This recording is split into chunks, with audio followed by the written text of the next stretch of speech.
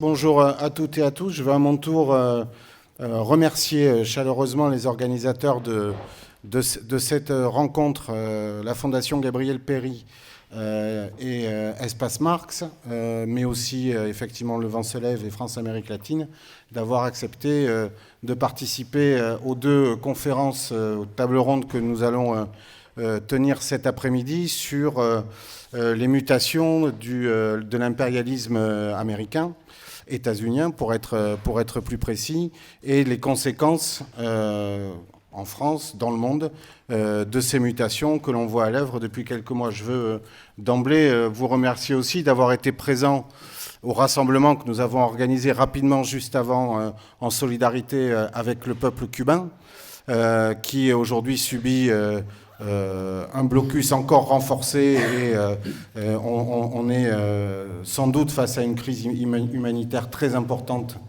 et peu de pays dans le monde manifestent leur solidarité. La présidente mexicaine l'a fait aujourd'hui ou hier en envoyant un cargo. On attendrait de la France et du président de la République qu'il manifeste aussi évidemment la solidarité. La solidarité internationale, c'est évidemment fait partie de l'ADN des communistes. C'est très important pour nous. Ce genre de rencontre est évidemment très important, tout comme les rassemblements et les manifestations que nous pouvons organiser, auxquelles nous participons tout au long de l'année en direction de peuples qui subissent cet impérialisme. Mais c'est aussi cet impérialisme des manifestations quotidiennes, concrètes, dans les territoires. Nous avons organisé l'année dernière une collecte de médicaments pour Cuba, par exemple. C'est aussi les mairies à direction communiste qui nouent des coopérations avec des villages, que ce soit en Palestine ou y compris en Amérique du Sud. Et puis les élus interviennent régulièrement. Je crois que toutes les associations de solidarité ne pourraient pas mener le travail qu'elles mènent si elles n'avaient pas l'accompagnement au moins des collectivités, que ce soit la région, le département, la métropole ou les villes de notre département. Et là encore, nous sommes à l'écoute très régulièrement des demandes et des projets que montent ces associations, comme par exemple France-Amérique latine, Cuba Linda, Bordeaux Cienfuegos, Palestine 33. Je ne vais pas toutes les citer parce que je vais en oublier. Et en général, ça crée des soucis pendant quelques mois quand j'oublie une association. Voilà. Pour tout vous dire, Charlotte Balavoine est perdue entre Agen et Bordeaux, son train a été stoppé entre Marmande et La Réole. Elle est donc dans un bus, elle ne sait pas exactement quand est-ce qu'elle va arriver. Donc ce qui nous a poussé à un peu modifier l'organisation de l'après-midi. La première table ronde se tiendra donc avec Maurice Lemoine, que je remercie d'être présent, qui est journaliste, qui participe, qui est ancien journaliste du Monde diplomatique, qui participe à un site dont j'ai oublié le nom, mais Mémoire des luttes. Mémoire des luttes, pardon. Merci de ta présence. Leïla Moussavian, qui est membre du Conseil national du Parti communiste français et au secteur international de notre parti pour la première table ronde. Et dans la deuxième table ronde, donc Dominique Belougne, que je ne présente pas, qui est d'Espace Marx évidemment, Gloria Vergès pour France-Amérique latine et Vincent Ortiz pour Le Vent se lève. Donc vous contribuerez à la seconde table ronde. Voilà, je vous remercie à toutes et tous. Je vous souhaite donc une bonne après-midi et sans attendre, je donne la parole à Maurice pour la première partie de ces rencontres. Bonjour à tous. Écoutez, je vais commencer par deux citations qui ont été tenues à 120 ans de distance. Première, c'est un président des États-Unis qui s'appelle Theodore Roosevelt, 1901-1909, qui est, comme tout le monde, prix Nobel de la paix. Donc septembre 1901, nous sommes convaincus que l'Amérique du Sud sera notre terrain d'expansion.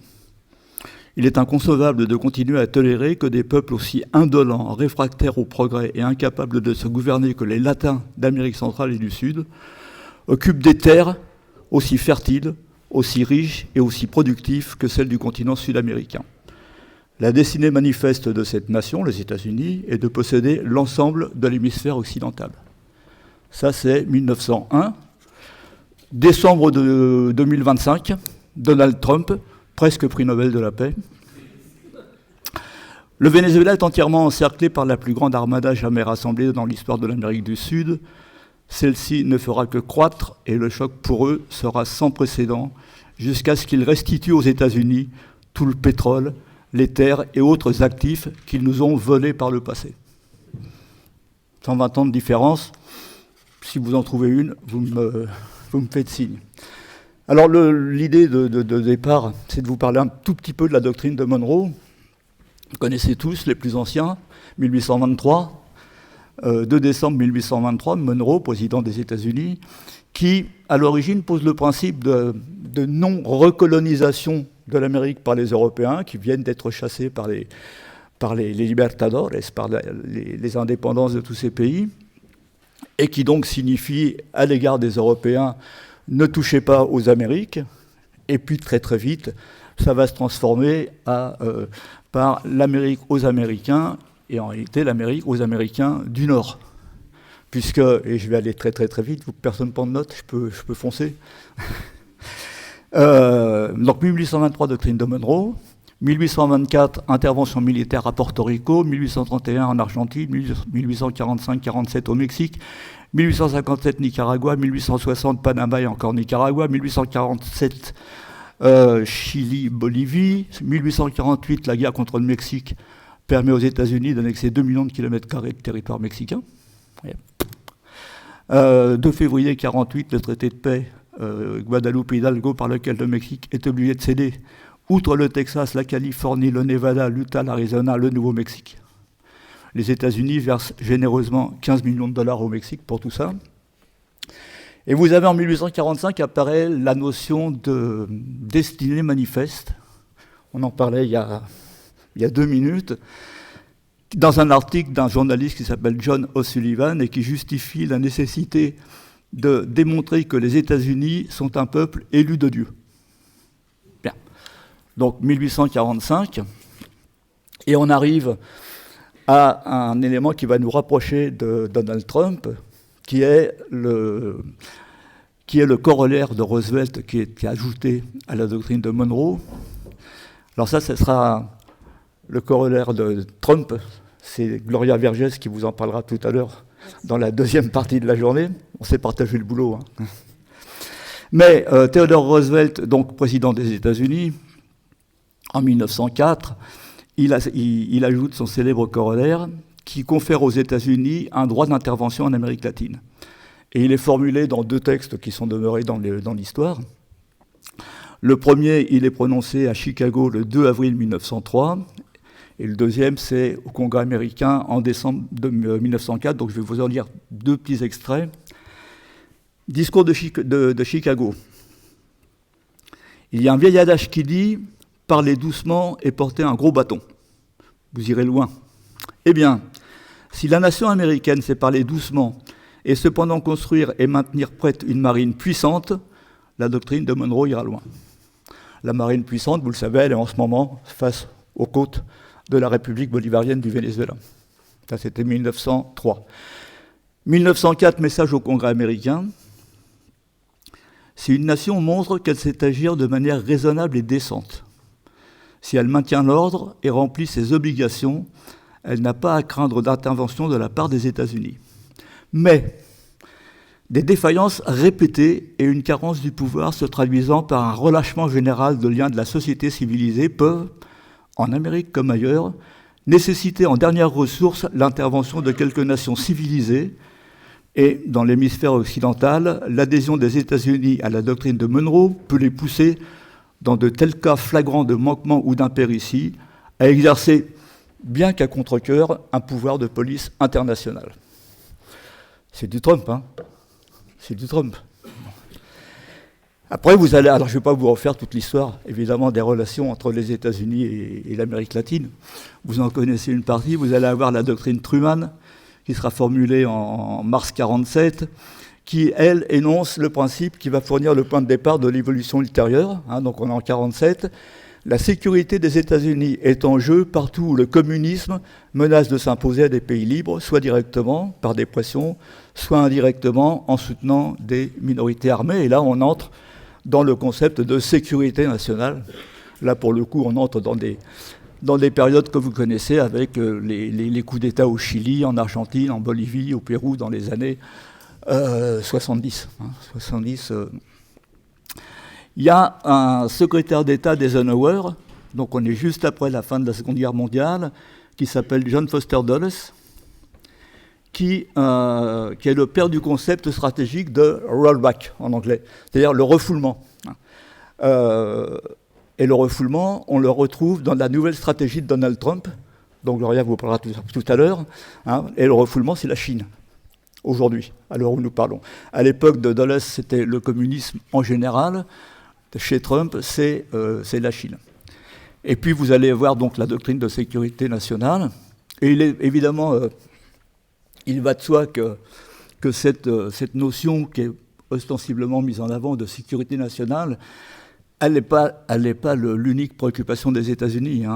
Depuis la fin de la Deuxième Guerre mondiale, à travers les milieux d'affaires, les États-Unis sont convaincus que leur développement économique requiert le libre accès aux marchés mondiaux et aux ressources naturelles. Et là encore, je vous parle des années 60-70, on est encore dans la doctrine de Trump. Bon. Alors, il va y avoir quelques évolutions dans cette doctrine de Monroe, où on aura à certains moments du hard power, vous parlez tous anglais, j'imagine, et ceux qui ne parlent pas anglais, levez la main, et à certains moments du soft power. C'est-à-dire que ça ne se manifeste pas toujours de la même manière. En ce moment, c'est particulièrement brutal. Il y a des périodes où c'est plus, je ne vais pas vous dire que c'est cool, c'est un peu plus cool.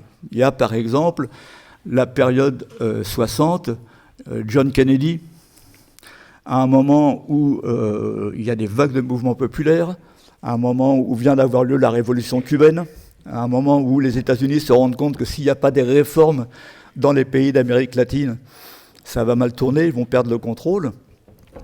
Et donc en 1961, John Kennedy crée l'Alliance pour le progrès, c'est-à-dire une période dans laquelle on considère qu'il faut aider au développement des pays d'Amérique latine, et en particulier au moment de la création de l'Alliance pour le progrès, il y a la création d'une agence internationale de développement des États-Unis, l'USAID, qui vient d'être supprimée par Donald Trump.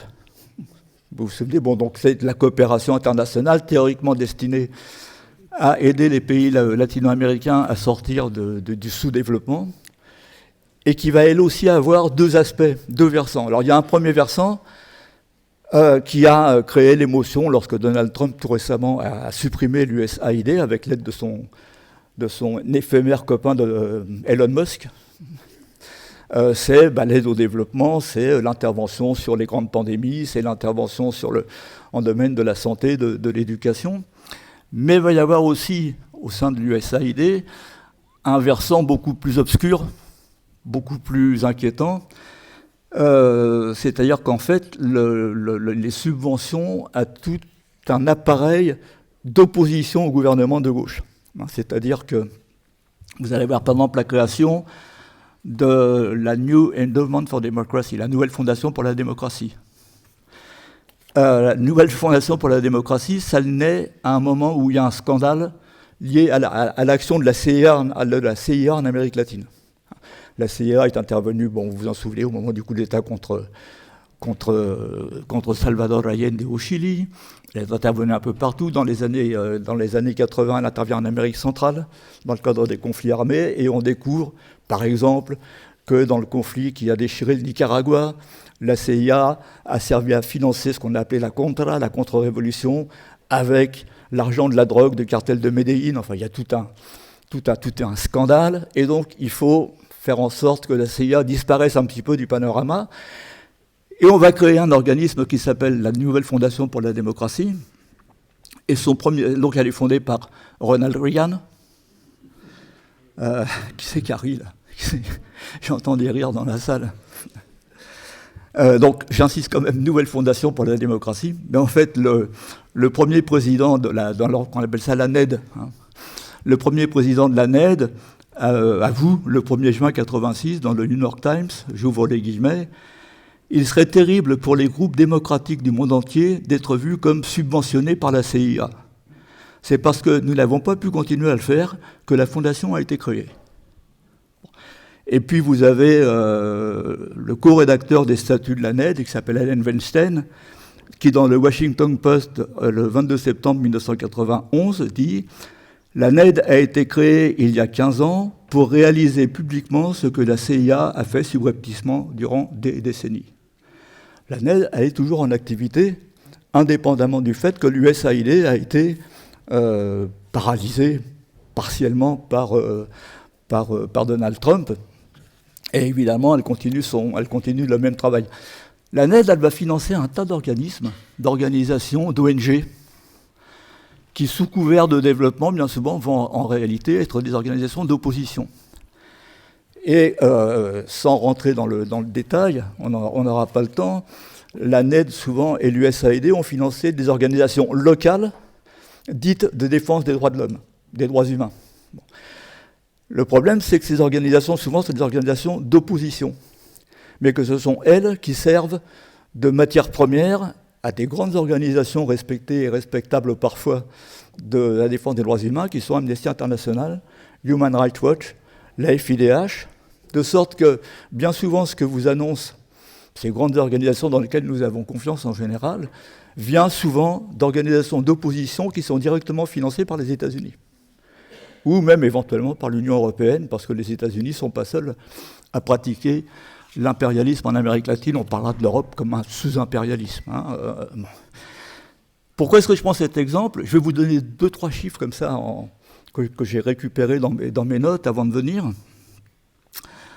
Entre 2010 et 2020, l'USAID avait prévu de transférer à la droite nicaraguayenne la somme assez faramineuse quand même de 68 millions de dollars, 68 millions de dollars en 10 ans, pour l'aider à discréditer le gouvernement sandiniste en interne et à l'étranger, pour former des nouveaux leaders, pour créer une masse critique d'opposants. Et 2 ans avant le soulèvement qu'on nous a souvent présenté comme spontané au Nicaragua pour renverser Daniel Ortega, l'USAID a rajouté 8 millions de dollars. Ce qui fait qu'avant les événements de 2018 au Nicaragua, l'opposition avait touché 76 millions de dollars pour préparer un mouvement qui a été décrit par les médias comme un mouvement, un soulèvement populaire, et qui en réalité ne l'était pas du tout. Et je pourrais vous reprendre, alors les chiffres, il y en a plein à Cuba, dont Gloria, je parlera cet après-midi, je pense. Enfin, on est déjà cet après-midi. Non, c'est vrai. On est déjà cet après-midi. Mais je prends des chiffres comme ça très très vite. On pourrait faire une matinée ou une journée avec ça. 2023, l'USAID a dédié 9 500 000 dollars pour des programmes sur Cuba. 2024, 2 900 000 dollars. La NED, 6 172 000 dollars. Si je prends le Venezuela, entre 2004 et 2006, c'est 15 millions de dollars à 300 ONG. Ça, c'est c'est la doctrine de Monroe, mais qu'on ne voit pas. Ce n'est pas les coups d'État des années 80 où vous avez Pinochet qui prend le pouvoir, vous avez l'armée dans la rue, c'est visible. Là, ce n'est pas visible. Ça se fait doucement, ça se fait en douceur.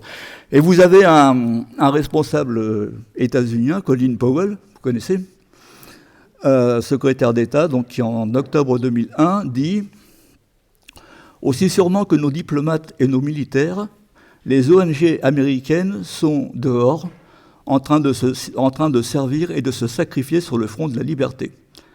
J'entends sérieusement m'assurer que nous avons les meilleures relations avec les ONG, qui sont une force multiplicatrice pour nous, une partie si importante de notre équipe de combat. » Et puis ensuite, je veux dire, on va arriver sur la période contemporaine, et je vais m'arrêter là pour cette première partie, où vous avez premier mandat de Donald Trump,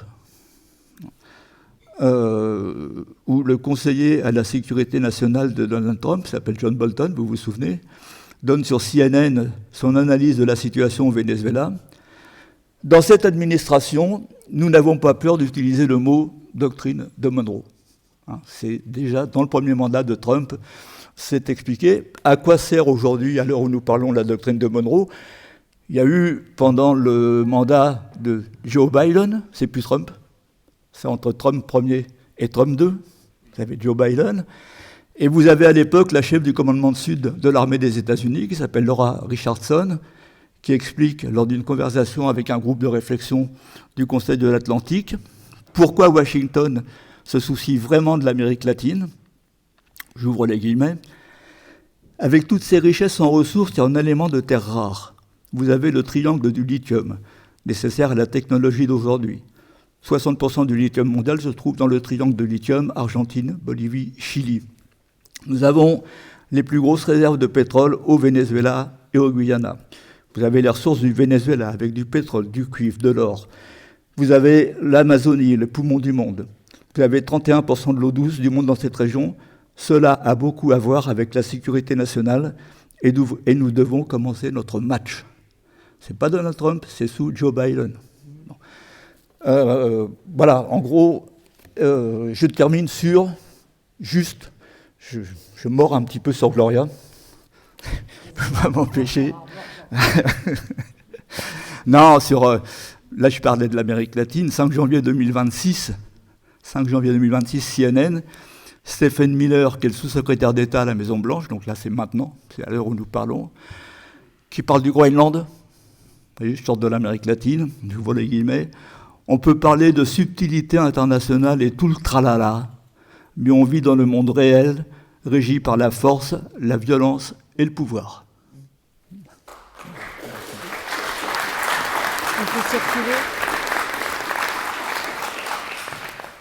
Donc, on va faire circuler quand même un peu la parole, les questions. Voilà, là, au premier rang. Sinon, moi, j'avais aussi des questions, mais je reviendrai. Pour revenir à certaines... J'ai plein de questions, mais je vais essayer d'être très bref. D'abord, pourquoi on parle des Américains quand on peut dire exactement États-Uniens?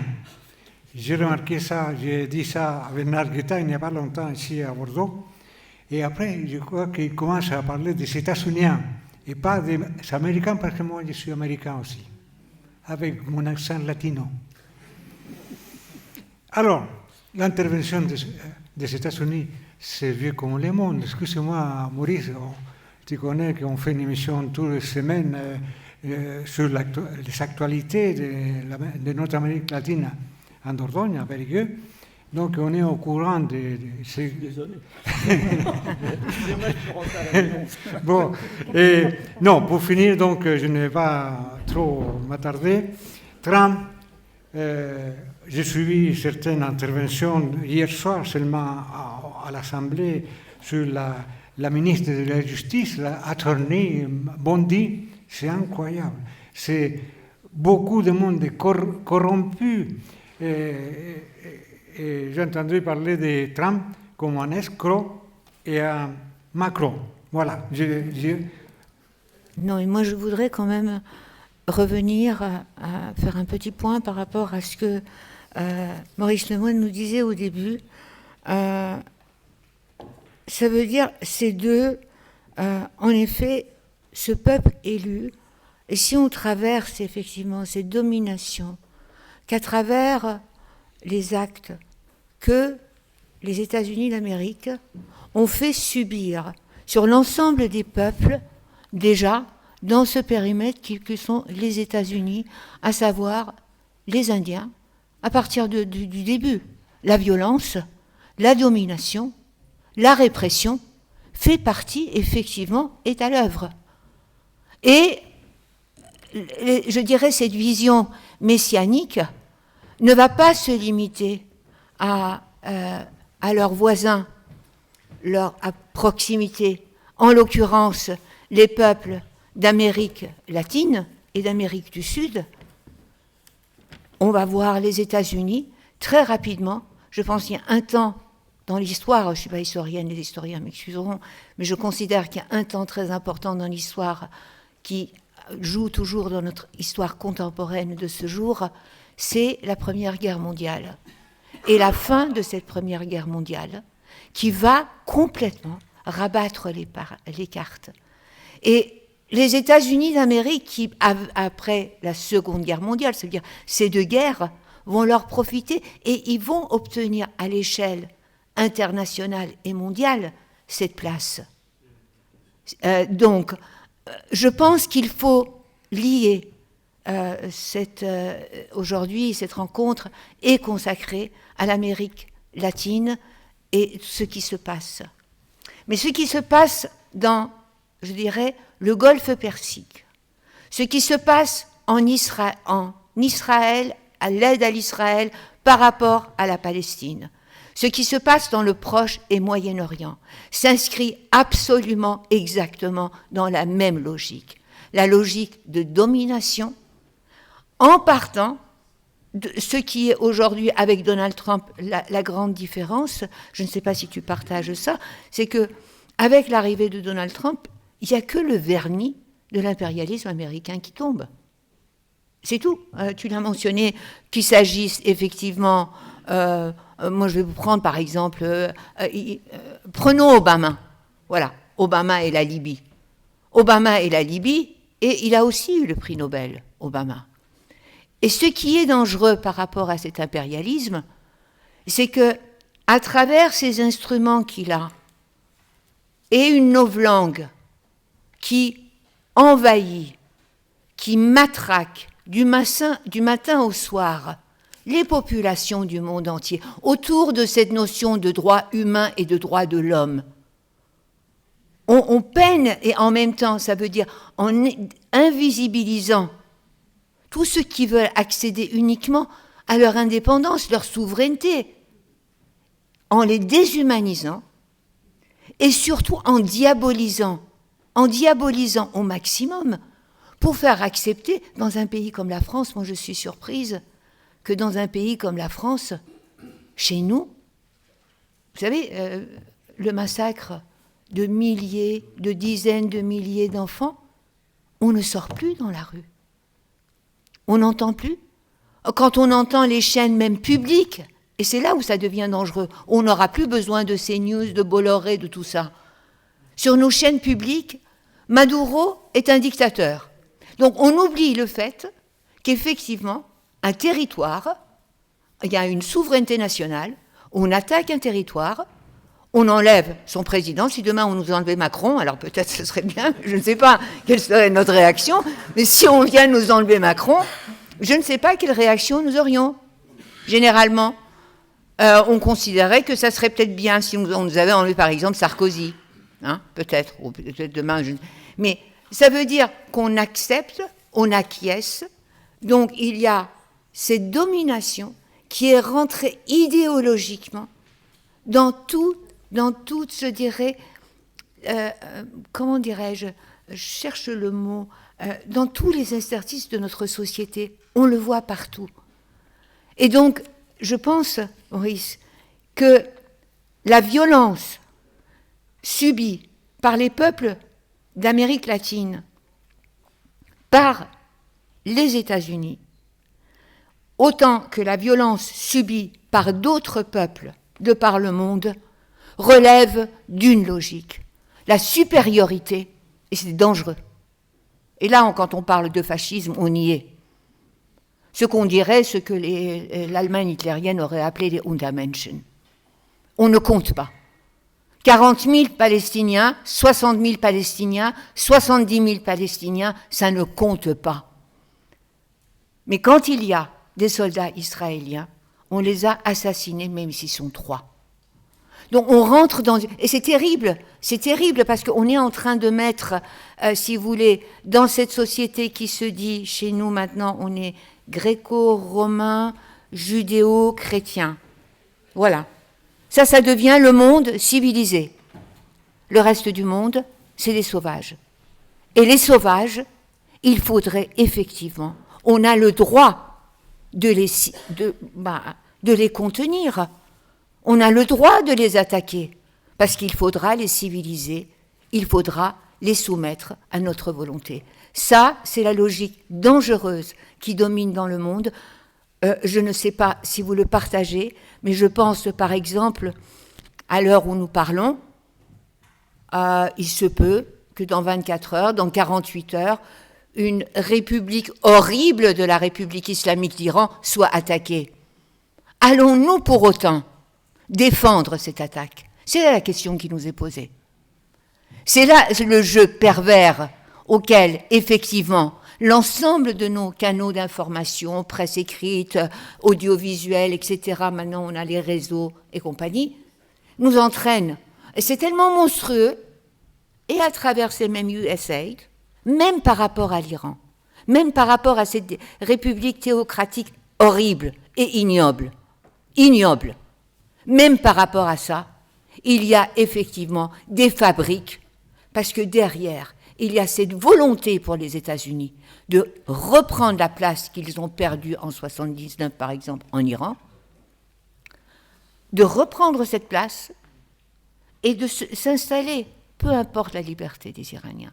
Et je terminerai seulement sur un point, c'est que 1900, pour en terminer avec l'Iran, en 1951, quand Mohammad qui était Premier ministre, en Iran, nationalise le pétrole, c'est le premier à nationaliser dans cette partie du monde une ressource naturelle. 1953, la CIA, la MI6 britannique, à l'aide d'ailleurs de 2 ayatollahs, parce qu'il faudrait quand même les nommer, Kashani, l'ayatollah Behbahani, provoquent la chute de Mossadegh. L'opération Ajax en Iran a été un terrain extraordinaire pour pouvoir par la suite mener d'autres opérations en Amérique latine et en Amérique centrale. Voilà. Alors je vais poser une question, puisque ça va nous permettre de rebondir. Vous avez très bien compris que Leïla est originaire d'Iran, et donc elle est très préoccupée par la situation dans ce pays.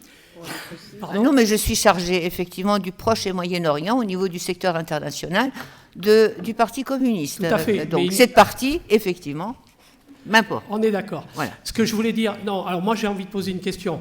Comment on peut, face évidemment à ce rouleau compresseur énorme qui redéferle sur le monde, est-ce qu'il y a des perspectives, je dirais, de construire une alternative? Et je dirais, en plus de la manifestation de notre tristesse et de notre colère à l'égard de tout ce qui peut se commettre en Amérique latine, mais aussi ailleurs, puisqu'on parle aujourd'hui de coloniser le Groenland, on parle de coloniser, excusez du peu, le Canada, etc., etc., et les Panama. Mais je ne vais pas toutes les citer. Mais en clair, est-ce qu'il est possible de s'opposer à cette nouvelle vague de colonisation qui est en train, évidemment, de déferler sur le monde, toujours pareil, à partir de l'Occident, entre guillemets, bien entendu, et comment on peut imaginer, effectivement, une alternative? Alors, j'ai évidemment pas la réponse à la question, mais merci de l'avoir posée. Non, on est tous confrontés au même problème. 2-3 trucs comme ça, qui n'engagent que moi. Alors, parlons des latino-américains, puisque moi, c'est la partie du monde sur laquelle je travaille. Ce n'est pas la seule qui m'intéresse, mais c'est celle sur laquelle je travaille. Je dirais d'abord que les latino-américains doivent en priorité compter sur les latino-américains. N'attendez pas trop de l'Union européenne qu'elle se réveille. On est évidemment dans le creux de la vague. Alors déjà, normalement, lorsque je parle de l'Amérique latine, quel que soit l'endroit où j'en parle, je commence toujours par 2-3 affirmations que je vais répéter ici. C'est pour moi un rite. 1. Nicolás Maduro n'est pas un narcotrafiquant. 2. Nicolás Maduro n'est pas un dictateur. 3. Nicolás Maduro n'est pas un président déchu, mais un président qui a été pris en otage par les États-Unis et par un gouvernement littéralement mafieux. Parce que prendre un otage pour s'emparer d'un territoire, ce sont des procédés qui relèvent de la mafia. Bon. Quels sont les espoirs et les perspectives? Je vais aller très très vite. Au Venezuela, il n'y a pas que le versant tragique de ce que nous voyons aujourd'hui, l'enlèvement d'un président, un pays qui pour le moment est mis en coupe réglée, mais il y a aussi toute une dynamique interne qui fait que les Vénézuéliens n'ont pas baissé les bras. Il y a en particulier, Gloria pourrait en parler aussi bien que moi, peut-être qu'elle reviendra dessus tout à l'heure, il y a une expérience au Venezuela qui est une expérience quasiment unique en Amérique latine et peut-être même au-delà, mais là je suis prudent, qui est la création d'autogouvernement populaire. Vous avez 49 000 conseils communaux au Venezuela, vous avez 5 300 communes qui sont un processus de participation collective et populaire sans commune mesure avec ce qu'on peut voir ailleurs, dans lequel, en participation avec l'État, les populations s'organisent. Je suis en train de chercher la formulation que je pourrais avoir. Tu diras ça mieux que moi tout à l'heure. Tu avais l'intention d'en parler? Non, mais je vais en parler. Bon, bah alors, ok. Alors, donc je laisse ça à Gloria parce que elle a s'exprimer devant un micro. Mais bref, en l'occurrence, je veux dire, les Vénézuéliens n'ont pas baissé les bras. Ils sont dans le creux de la vague, mais souvenez-vous que dans les années 90, quand on s'intéressait à l'Amérique latine, on était aussi dans le creux de la vague. Le néolibéralisme avait vaincu partout. Il y avait des mouvements de gauche qui patinaient, qui n'arrivaient pas à s'exprimer, et puis d'un seul coup, il y a eu une embellie. Et donc, il n'est pas, évidemment, non seulement il n'est pas à écarter, mais c'est même prévisible, il va y avoir une embellie. Bon. Le Venezuela, en ce moment, fait le dos rond. Peut-être que vous allez voir. Alors, première chose, sur le Venezuela précisément, soyez très prudents avec tout ce que vous allez lire et entendre. Et ne considérez pas une nouvelle comme sûre tant que 2 ou 3 jours après, elle n'a pas été démentie. Je prends un exemple concret. On a vu passer il y a 2-3 jours une nouvelle sur le Venezuela maintenant vend du pétrole à Israël. Ce qui évidemment, du point de vue de la gauche, est dévastateur pour Delcy Rodriguez qui a pris courageusement le relais de Nicolas Maduro. En réalité, c'est faux. Le Venezuela recommence à vendre du pétrole aux États-Unis, ce qu'il faisait d'ailleurs auparavant, à l'époque de Hugo Chavez, avant Hugo Chavez, sous Nicolas Maduro, et ce sont uniquement les sanctions des États-Unis qui ont interrompu ce flux. Et la PDVSA, la compagnie pétrolière nationale, n'a pas vendu du pétrole à Israël, elle a vendu du pétrole aux États-Unis, et puis aux États-Unis, c'est reparti vers Israël. Donc, beaucoup de prudence sur tout ce qui va circuler sur le Venezuela. Mais en tout état de cause, les Vénézuéliens n'ont pas baissé les bras. Alors la question qui se pose, c'est effectivement sur qui est-ce qu'ils peuvent compter. Bon. Et là, je ne veux pas plomber la journée, mais c'est vrai que ce n'est pas simple. La situation aujourd'hui est particulièrement compliquée pour tout le monde, d'ailleurs, même pour nous, dans un autre registre. Et même si on n'est pas agressé par les États-Unis, enfin, on n'est pas agressé, ça va venir. Mais motif raisonnable d'espoir, en tout cas dans ce qu'on peut se projeter. Il n'est pas impossible non plus qu'aux États-Unis même, un mouvement se dessine, parce que Trump devient dangereux, y compris pour la société états-unienne. Alors, je ne vais pas utiliser l'expression « je rebondis » que je déteste, mais alors, les Américains états-uniens, vous avez raison. Non, mais c'est bien, il faut le rappeler à chaque fois pour ceux qui... Non, mais c'est vrai, un Péruvien, un Chilien, un Guatémaltèque sont des Américains. Donc l'utilisation du mot américain... Après, moi, j'appartiens à la génération des cow-boys et des Indiens, et enfin voilà. Donc, même en faisant un effort de temps en temps, et à l'écrit, pour pas avoir des répétitions, c'est un coup les Américains, un coup les États-Unis, un coup les Gringos, un coup les Yankees, et un coup ces putains d'Américains. Enfin, bon. Mais donc, non, ce que je voulais dire simplement, c'est qu'il n'est pas impossible qu'aux États-Unis, ça bouge. Il y a des élections de mi-terme bientôt. Il y a Trump, il est là pour 4 ans normalement, s'il ne fait pas un coup d'État, s'il ne peut pas un deuxième coup d'État. Donc, en l'occurrence, pour des sociétés comme la société vénézuélienne, ou pour Cuba, on n'a pas abordé le cas de Cuba, il faut tenir. Il faut tenir. On n'a pas de Trump, a priori, jusqu'à la fin du XXIe siècle. Bon, ça.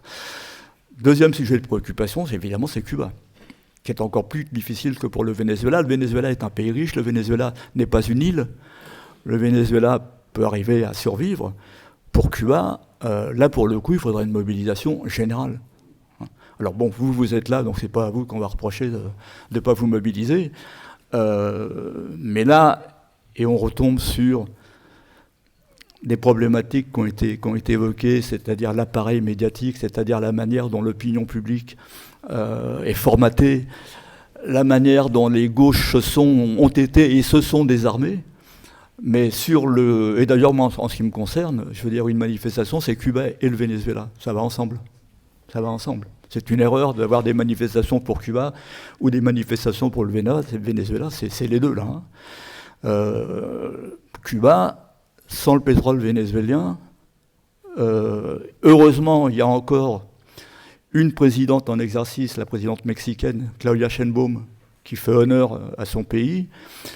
On peut se poser la question, alors la Russie c'est loin. Hein, la Russie a annoncé qu'elle allait envoyer du pétrole à Cuba, peut-être, tant mieux, c'est loin. Il y a un pays, de mon point de vue, je vais lancer une petite critique un peu vache, j'espère qu'il n'y a pas de Brésiliens dans la salle, c'est Lula. Le Brésil est un pays pétrolier. Je me pose la question, pourquoi est-ce que le Brésil n'est pas encore intervenu en disant on va envoyer un pétrolier à Cuba? Et même en imaginant que les États-Unis l'interceptent, les États-Unis ont déjà intercepté 6 pétroliers, dont un pétrolier russe. Ça créerait un événement international dans la mesure où Lula bénéficie d'une aura dans l'ensemble de la communauté internationale qui sans doute ferait réagir. Voilà, alors c'est vrai que d'un certain côté, Cuba, le Venezuela sont isolés. Ils ne sont pas les seuls à être agressés, hein, mais là, évidemment, moi je suis dans mon secteur d'activité. Il y a un réveil alors j'aime pas la société civile, ça veut rien dire. La société civile, c'est le patron des patrons et c'est syndicaliste. Donc les intérêts de classe sont pas les mêmes. Nous sommes confrontés. Les gauches françaises, européennes ont été désarmées. Ou se sont désarmées. Alors c'est pas le débat aujourd'hui.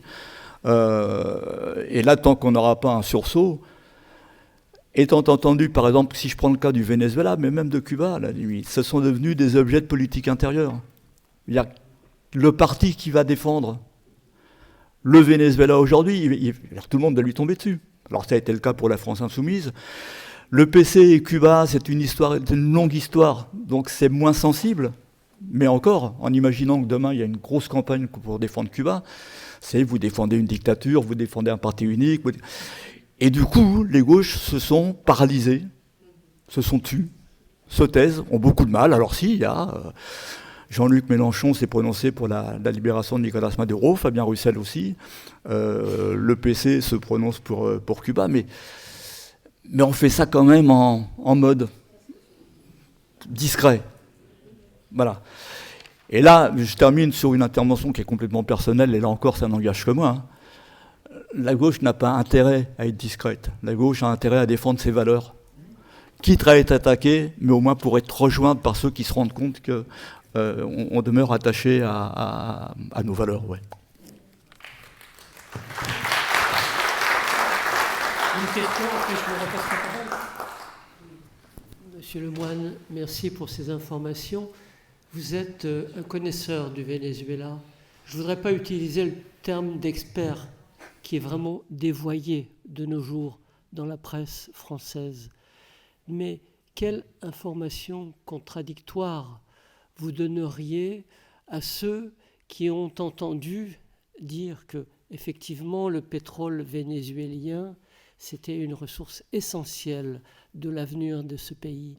Mais combien ce pétrole vénézuélien semblait, selon les dires de certains, en totale décomposition et avoir été géré aussi mal que possible, ce qui fait qu'on n'en sortait plus le bénéfice attendu de cette manne pétrolifère. Et surtout, que ce faible bénéfice de cette manne pétrolifère, parce que semble-t-il, d'après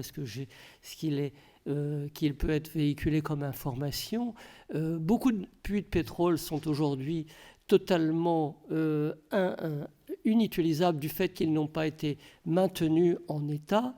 Et donc même le peuple ne profite plus de cette manne pétrolifère et que le peuple vénézuélien souffre de l'absence de ces ressources. Qu'est-ce qu'on peut donner comme information contradictoire à ce genre d'information ?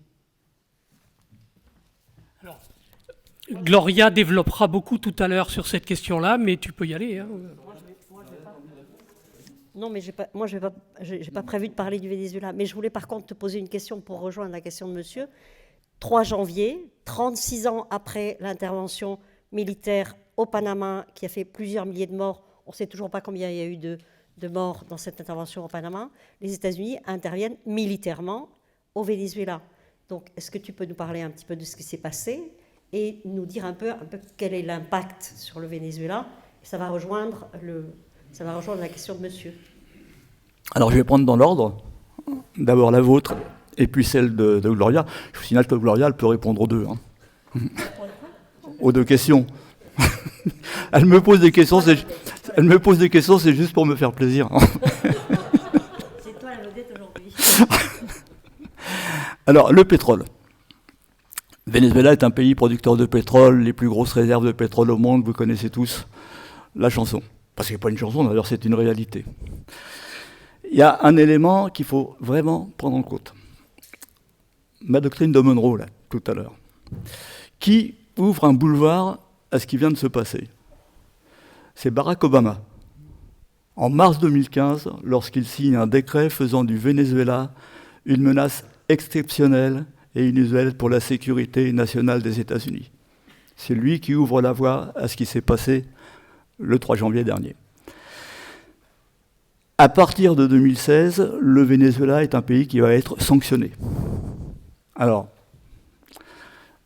petite parenthèse, le mot sanction n'est pas correct, pas plus que le mot américain est correct pour les États-Unis. Il ne s'agit pas de sanctions, il s'agit de mesures coercitives unilatérales. Pour imposer des sanctions, vous devez avoir une autorité morale.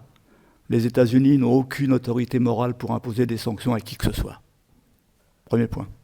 Donc ce sont des mesures coercitives unilatérales, mais comme c'est un peu long à dire, je ne veux pas répéter ça à chaque fois, donc de temps en temps j'utiliserai le mot sanction, comme de temps en temps j'utilise le mot américain. Sanction, ça veut dire quoi? Ça veut dire blocus pour empêcher le Venezuela de vendre son pétrole. Bon. Que se passe-t-il au Venezuela à ce moment-là? Vous avez 2 phénomènes. Le premier phénomène, c'est que le Venezuela est un pays qui produit un pétrole lourd. Et que donc, par exemple, pour le transformer en essence, il a besoin d'importer des diluants. L'importation des diluants s'arrête. Il n'y a plus d'essence au Venezuela. Mes chers confrères, s'emparent de la chose en disant « Regardez le Venezuela, c'est un pays qui produit des pétroles et qui n'a même pas d'essence. Maduro est nul. » Comme il n'y a plus d'essence, vous avez des secteurs entiers, comme le secteur des transports, qui commencent à avoir des difficultés. Vous avez le secteur agricole, dans lequel les tracteurs ne peuvent plus fonctionner. Vous avez donc un effondrement de la production agricole, à ce moment-là. Et regardez Maduro, il mène son pays à la catastrophe. Deuxième phénomène, le Venezuela ne peut plus exporter son pétrole. Il l'exporte sur les marges, avec ce qu'on appelle le phénomène des vaisseaux fantômes, en faisant une réduction sur les prix, parce que c'est un petit trafic. Et donc, effectivement, la production passe au Venezuela de 3 millions de barils par jour à 300 000 barils par jour. Le Venezuela perd, entre 2016 et 2023, 228 milliards de dollars. Le budget de l'État, qui s'effondre. Tout le système pétrolier vénézuélien, depuis la fin du XIXe siècle, est bâti sur de la technologie des États-Unis, états-unienne. D'un seul coup, la frontière est fermée. Il n'y a plus de pièces de rechange, il n'y a plus de maintenance, il n'y a plus rien qui permet d'entretenir les raffineries. Les raffineries commencent à se détériorer. Au bout de 2 ans, 3 ans, 4 ans, 5 ans, 6 ans, les raffineries se détériorent. Et donc, effectivement, on arrive au phénomène que vous avez décrit. L'industrie pétrolière peine, l'industrie pétrolière ne produit plus, y compris ce qu'elle produit, elle ne peut plus l'exporter, donc elle le stocke. En ce moment, par exemple, le pétrole qui part vers les États-Unis, c'est du pétrole qui a été stocké sur terre, sur mer. Et donc, il y a eu effectivement un effondrement à la fois de l'industrie pétrolière, de l'économie vénézuélienne, avec des conséquences normales, une migration massive de Vénézuéliens qui partent. Et là encore, si vous voulez, le discours médiatique va reprendre tout ça en vous disant c'est la gestion de Maduro. Là-dessus, s'ajoute une déstabilisation permanente. Faut pas dire, quand je vous ai dit tout à l'heure, Maduro n'est pas un dictateur. Le discours à 95% de ce que vous pouvez entendre, c'est on ne peut pas approuver l'action de Donald Trump, mais enfin quand même, on ne va pas défendre Maduro. Hein, vous connaissez par cœur. On n'entend que ça. Maduro n'est pas un dictateur. Maduro est le président d'un pays qui est agressé depuis qu'il a été élu.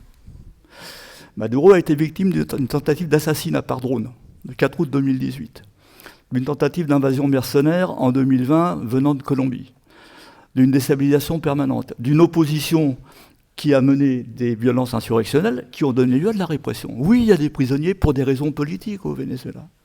Bien sûr. Bien sûr. Et dans les prisonniers pour des raisons politiques, il peut y avoir des injustices, il peut y avoir des bavures. Le Venezuela, c'est un pays comme les autres. Quand on vous dit la torture au Venezuela, il n'y a pas de torture institutionnelle au Venezuela. Maintenant, je veux dire, vous connaissez les sociétés humaines, dans n'importe quel corps de police, que ce soit en France, au Venezuela, en Chine ou n'importe où, vous avez des psychopathes, vous avez des connards, excusez-moi d'employer l'expression, et vous avez des types capables de torturer. Mais ce n'est pas un système qui a été mis en place par le pouvoir. Et ce n'est pas un système généralisé, sauf qu'à partir de quelques cas réels, les médias vont créer l'imaginaire de le Venezuela est un pays où on torture, le Venezuela est un pays où on réprime. Bon. Et le Venezuela, ce n'est pas la Suisse. Le Venezuela, ce n'est pas la Suisse. Lorsque vous avez pendant 10 ans une tentative de déstabilisation, de renversement du président élu, vous ne pouvez pas vous attendre à ce que la gestion soit la même qu'en Suisse, qu'en Belgique ou qu'en France. Si je prends par exemple ce qu'on a appelé les guarimbas, le phénomène des guarimbas, c'était les violences insurrectionnelles en 2014 et 2017. Vous avez eu en 2014 45 morts, vous avez eu en 2017 125 morts. Mais dans ces victimes, vous avez un nombre conséquent de policiers assassinés par balle. Ce n'est pas les gilets jaunes. Assassinés par balle. Dans ces conditions, vous ne pouvez pas imaginer qu'il n'y a pas de la répression. Vous ne pouvez pas imaginer qu'il n'y a pas des gens qui ont été arrêtés. Vous avez par exemple un criminel qui en ce moment est réfugié en Espagne, qui refuse de l'extrader au Venezuela. Ce criminel a chopé un jeune noir, et parce qu'il était noir, c'était un chaviste, et parce que c'était un chaviste, il a été brûlé vif. Bon. Le Venezuela demande à ce qu'il soit livré à la justice vénézuélienne, et l'Espagne refuse de l'extrader. Alors pareil, parce qu'au Venezuela, on torture, parce qu'au Venezuela, c'est une dictature, parce qu'au Venezuela... Non, il faut dire, le Venezuela se défend, et un pays en guerre n'est pas un pays... Excusez-moi. Un pays en guerre n'est pas un pays en paix, bah ouais. Oui, en gros... C'était quoi la question ?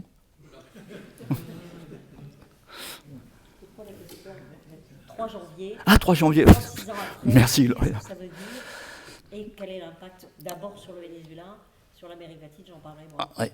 D'accord, oui. Tu m'arrêtes. L'impact sur le Venezuela, vous imaginez. Alors, on savait qu'il allait se passer quelque chose. Donc, les Vénézuéliens savaient. Vous aviez depuis le mois d'août une flotte. Je veux dire, le tiers de la flotte maritime des États-Unis face aux côtes du Venezuela, vous imaginez. Le plus gros porte-avions du monde. Un sous-marin à propulsion nucléaire, 8 destroyers. Les chasseurs à Porto Rico, depuis le mois d'août. Alors, depuis le mois d'août, sous prétexte de lutte contre le narcotrafic, cette force énorme, je veux dire, a détruit une trentaine d'embarcations, a fait 130 morts, ce que l'ONU a qualifié d'exécution extrajudiciaire. Mais pour n'importe qui d'un peu sensé, ça n'avait aucun sens. En fait, pendant 4 mois, entre août et décembre, la flotte américaine états-unienne a fait du travail de repérage, a fait du travail d'espionnage, de manière à préparer l'intervention du 3 janvier. 3 janvier, on a quelque chose, peut-être, non, dans ma mémoire, on n'a pas vu ça. Une opération très ponctuelle, donc sur ce qu'on sait aujourd'hui, là encore, on va être prudent, mais sur les informations qu'on peut avoir, la flotte paralyse les radars chinois. Vous avez une attaque cyber, une cyberattaque qui va paralyser les radars chinois, les missiles russes, et puis l'intervention extrêmement rapide, donc a bénéficié effectivement, vraisemblablement, d'une manière sûre, de renseignements internes. Donc il y a eu une ou des trahisons, mais je vous rappelle qu'en avril 2002, lorsque Hugo Chavez a été renversé par un coup d'État qui a duré 48 heures, il a aussi été trahi. Hein. Je me souviens de l'avoir vu 10 jours, j'étais assisté à un Allo Presidente, et 10 jours avant le coup d'État, où Chavez riait en disant « on prétend qu'il va y avoir un coup d'État, mais je connais l'armée comme la paume de ma main et c'est impossible ». Et puis 10 jours après, il était trahi par des généraux qui étaient proches de lui. Donc la trahison, ça existe, d'autant que, souvenez-vous,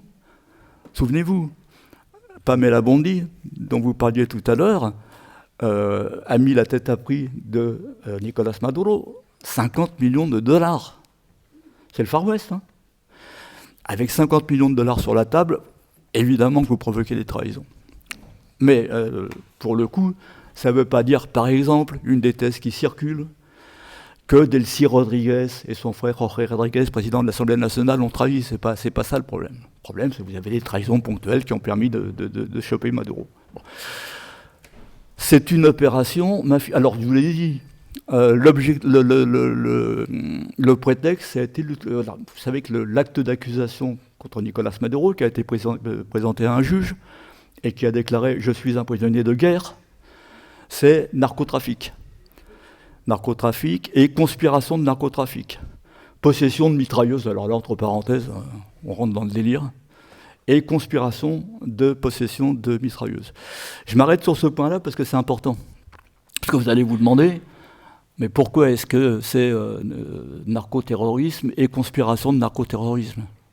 Possession de mitrailleuses et conspiration.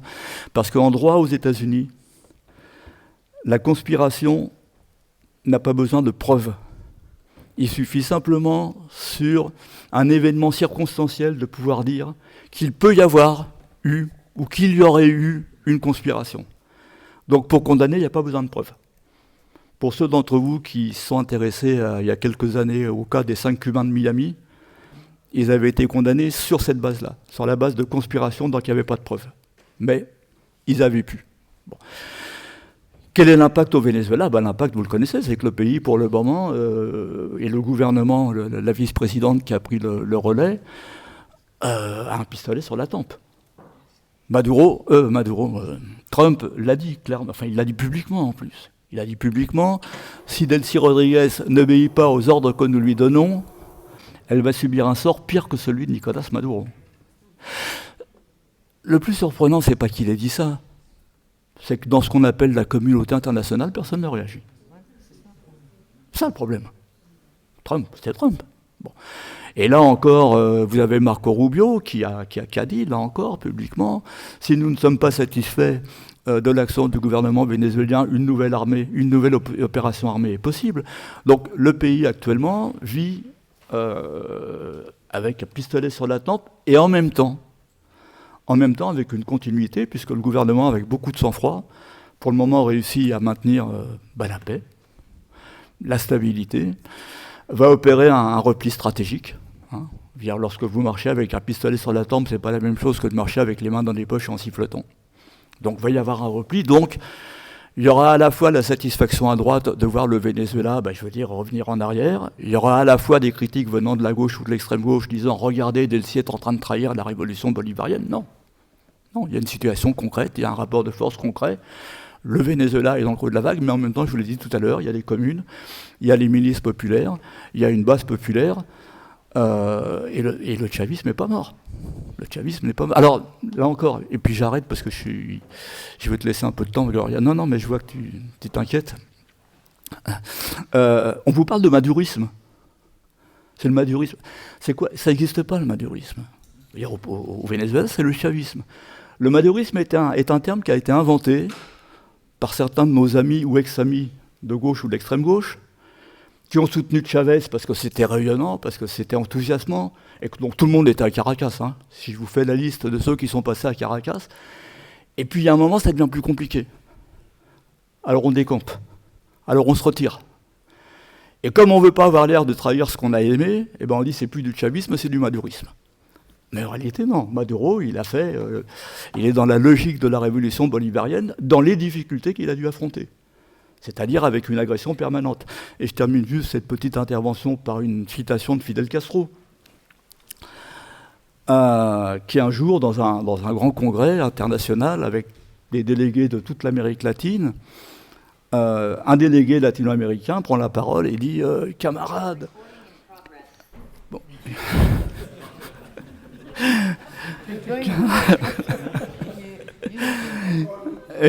Et donc le délégué latino-américain, je ne sais plus quelle nationalité il avait, il dit « Camarades, nous devons tous faire la révolution comme Cuba ». Et Fidel Castro l'arrête. Et Fidel Castro lui dit « Non, non camarades, nous n'avons pas fait la révolution que nous voulions faire. Nous avons fait la révolution qui nous a été imposée par les conditions qu'on nous a mises. » Pour le Venezuela, en ce moment, c'est ça. Voilà, il faut résister et il faut tenir.